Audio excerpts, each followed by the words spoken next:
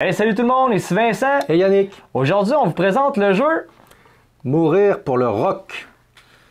Alors, Mourir pour le rock, c'est un jeu qui n'est pas encore sorti dans vos boutiques préférées, qui va sortir prochainement. C'est un jeu de Noé Talbot, qui est un auteur québécois, auteur-compositeur québécois en fait. Et puis, pour la petite histoire, il a fait ce jeu en partenariat avec Thibaut Rollet. Thibaut Rollet qui est un auteur-compositeur aussi français, lui, de son côté, plus connu sous le nom de Tendre Plume, pardon. Et donc, à l'occasion de son troisième album, Noé Talbot, il a fait ce petit jeu-là, qui s'appelle Mourir pour le rock. Mourir pour le rock, qu'est-ce que c'est? Eh bien, c'est un jeu qui va raconter un petit peu l'histoire d'un rocker à travers les années pour percer, et puis toutes les histoires qui vont lui arriver, les dépendances dans lesquelles il va tomber, la dépression, etc., etc. Enfin bref, tout ce que un musicien, toutes les émotions en fait, et puis toutes les affaires par lesquelles un musicien va passer pour pouvoir vivre de sa passion. Donc, on vous présente les règles et on vous dit ce qu'on en pense après le générique. Je voulais mourir pour le rock, ouais, mais ça m'est vite passé. Je laisse le rock derrière les planchers qui sont à litière. Les genoux d'en face d'en van, le vieux Tim à 3-4 heures. Les gens qui fument des banques toute la nuit. Alors, Mourir pour le rock, c'était quand même un jeu particulier. Moi, je pense que c'était la première fois que j'essayais un jeu avec une thématique musicale dans ce genre-là. Donc, dans Mourir pour le rock, qu'est-ce qu'on fait dans ce jeu-là? En fait, c'est ça, comme je disais dans l'introduction, Mourir pour le rock, on va essayer de vivre au fil des décennies de notre musique. Et puis, en fait, c'est un jeu qui va se dérouler sur 3 décennies, les années 80, 90 et 2000. Et puis, donc, on va devoir vivre de sa musique. Donc, on va commencer par les années 80. Donc, on va avoir un événement, pas un événement, excusez-moi, un objectif principal qu'on va devoir réaliser pour gagner des points de fin de partie. On va avoir des mini-objectifs qui vont nous permettre, au fil de la partie, de réaliser, de gagner des fans en fait, puisque quand on est populaire, on a des fans. Et puis ces fans vont nous permettre aussi, au fur et à mesure qu'on va avancer dans le temps, de pouvoir avoir des tournées plus importantes, aller dans des concerts plus importants, créer des concerts plus importants, etc. etc. Donc la partie fan, c'est aussi un partie important. Donc dans les années 80, on a en fait 6 solutions. La première, ça va être de recruter un agent. Donc tout bon musicien ou tout bon groupe de rock a un agent pour préparer ses tournées et puis signer des contrats. Donc on va pouvoir recruter des agents, puis ces agents vont nous donner des capacités particulières tout au fil de la partie. Ensuite, on peut partir en tournée. Donc on peut partir en tournée à travers le monde. Partir en tournée à travers le monde, ça nous coûte de l'argent forcément. Puis comme tout à l'heure, pour les fans, au plus on va avancer dans le temps, au plus les tournées vont être grosses, au plus ça va nous coûter d'argent pour partir en tournée. Faire un concert dans un petit café de la petite ville et puis faire un concert au stade olympique, ça ne coûte pas la même chose. Donc, et dans nos mini-objectifs, ce qu'on voit, c'est beaucoup des tournées qu'on doit agencer ensemble pour être capable de faire des points. Donc, exemple, dans tes objectifs, ils te demandent, il faut que tu réussisses à faire une tournée en Europe, plus une tournée en Asie, plus une tournée en Amérique. Quand tu as ces 3-là combinés ensemble, ça va te donner des fans, des fans, puis ça va te permettre d'augmenter tes points. Quelquefois, ça peut te donner des points de santé mentale, parce que c'est une part importante aussi du jeu, puisque au fur et à mesure de la partie, on va pouvoir dépenser des points de santé mentale pour faire certaines actions. Donc, on vous montre un petit plateau de jeu.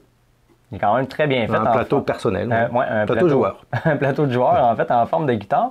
Donc, sur le plateau joueur, en fait, on a les points de santé mentale et on a la track, en fait, pour monter les points de chanson lorsqu'on écrit des chansons. Oui.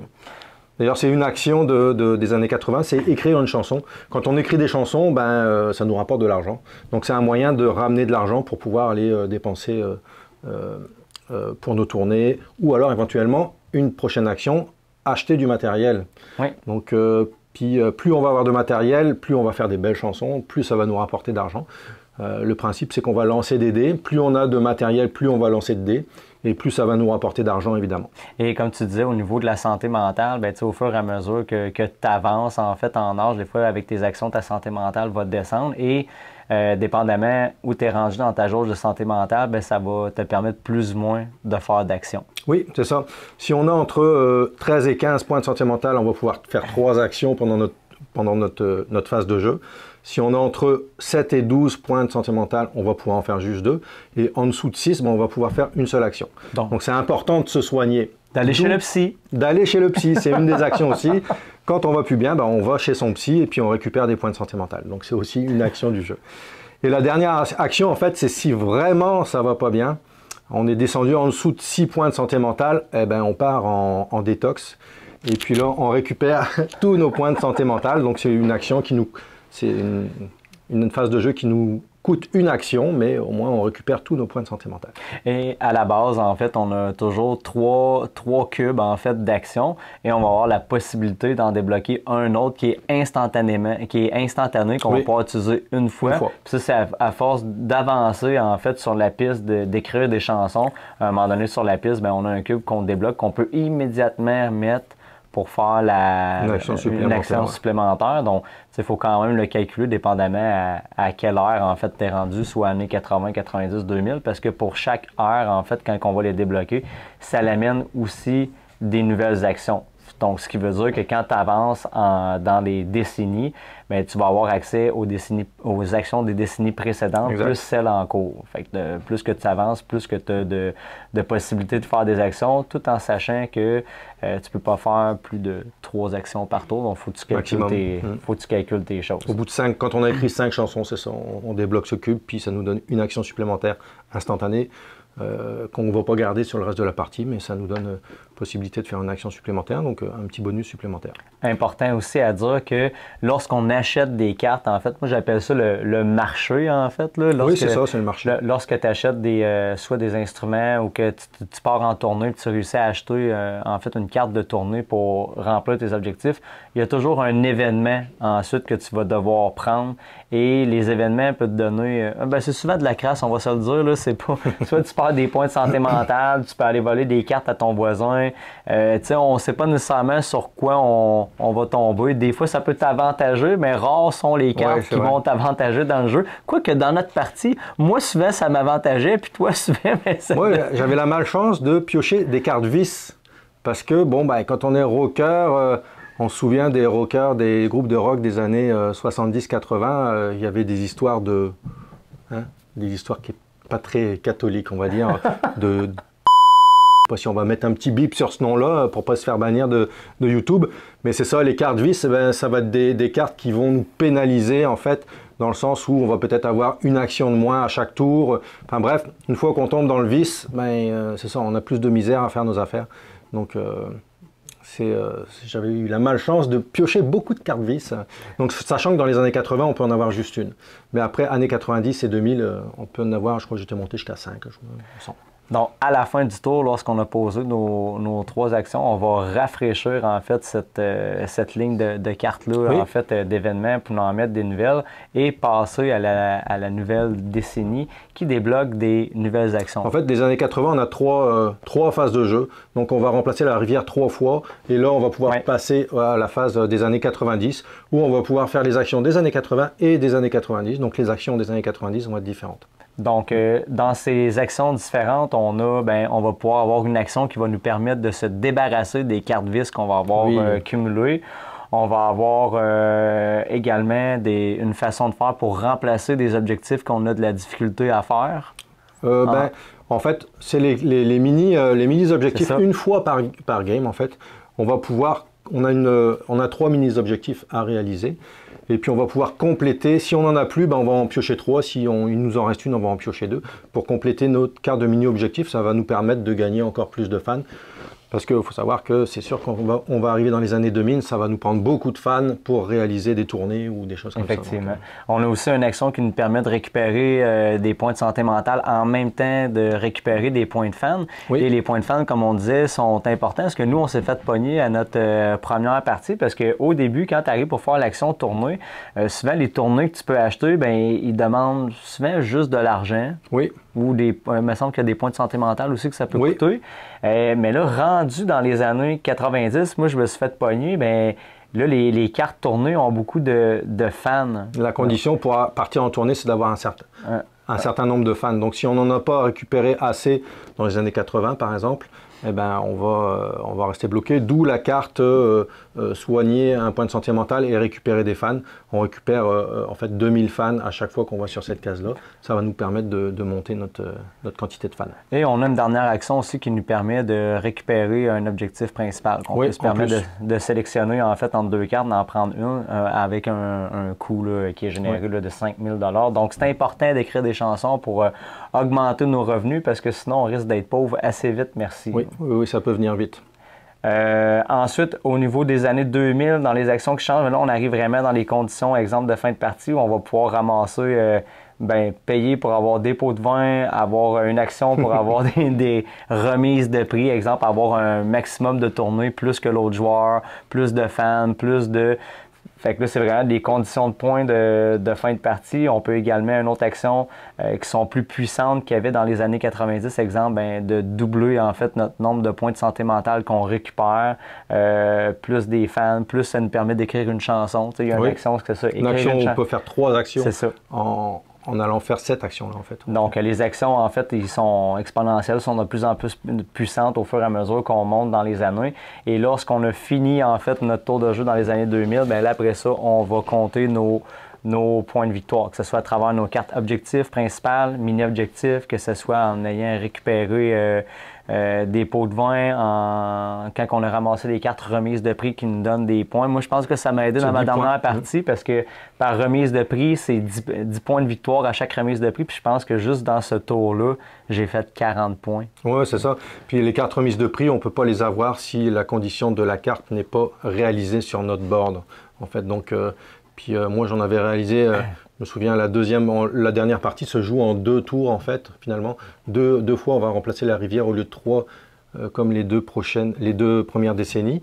Et puis, je crois qu'à la deuxième rivière, il y avait 3 cartes, je crois 3 ou 4 cartes, puis il y en avait une seule que je pouvais réaliser. Puis toi, tu avais les conditions pour prendre les 3 autres, donc tu as ramassé les cartes, puis c'est 30 points. Donc, il faut être vraiment à nos affaires. En même temps, juste spécifier au niveau des plateaux joueurs que chaque plateau de joueurs, en fait, un pouvoir particulier. Fait que ça permet, en fait, au niveau de la rejouabilité, de pouvoir échanger des personnages. Chez d'autres, il y en a qui vont t'avantager au niveau de prendre des agents. Les agents vont te coûter pas mal moins cher. On a, c'est ça, les personnages ont différents pouvoirs. Ici, on a Marjo Hendrix, Janice Leloup, Pick Kurt. J'ai bien aimé le petit coup d'œil au... Kurt Peak, là, qui fait référence, puis quand on regarde le personnage, hein, on voit tout de suite à qui ça nous fait penser, à Kurt machin chose. Et puis, donc, le petit coup d'œil, c'est un jeu qui est drôle, en fait. Hein. Il y a plein de petits coups d'œil à certaines choses par rapport à la musique, donc c'est assez drôle. Ouais. Donc, au niveau de la critique, en tout cas, la chose qu'on peut y donner, c'est on peut pas dire qu'on n'est pas plongé dans la thématique. Ah, on est dedans complètement. Ouais. Ça, c'est tout à fait là. Ceux qui aiment bien les fans de musique, les fans de rock, là, c'est un jeu vraiment le fun à jouer. C'est quand même un jeu. C'est quand même un jeu dans ses mécaniques, c'est quand même, c'est très simple. C'est pas un jeu où on se casse la tête. Moi, je mettrais ça un petit peu dans la catégorie des fellers, là, début de soirée, fin, on n'a pas envie de se casser la tête, c'est léger, c'est pas. Puis une affaire qui est le fun, c'est que malgré, oui, il y a les actions, mais t'es pas bloqué. Parce que les joueurs mettent des cubes dessus. Fait tu peux y aller. Fait les tours de jeu vont quand même rapidement. C'est pas comme dans un jeu, tu mets un cube. Là, vu que tu es allé là, là, ça change ma stratégie. Non, ça change rien du tout. Fait que les tours de jeu sont quand même rapides. Ouais. Il y a quand même une petite part de tactique dans ce jeu-là. Savoir où est-ce qu'on va s'en aller. Savoir que les cartes tournées, il y a des cartes joker. Donc, et puis ces cartes joker, elles sont réutilisables. C'est-à-dire que si on l'utilise à la fin pour réaliser un objectif, si on a un deuxième ou un troisième objectif général à réaliser, ces cartes Joker, on va pouvoir les utiliser pour les autres.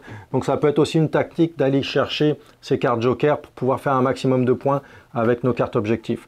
Donc ça peut être une tactique aussi d'aller chercher des cartes objectifs, c'est pas à négliger, parce qu'on en a un au départ, mais si on garde celui qu'on a, s'il est plus ou moins difficile à faire, ben, quelquefois on va pas le faire, et puis on marquera 0 points sur nos objectifs.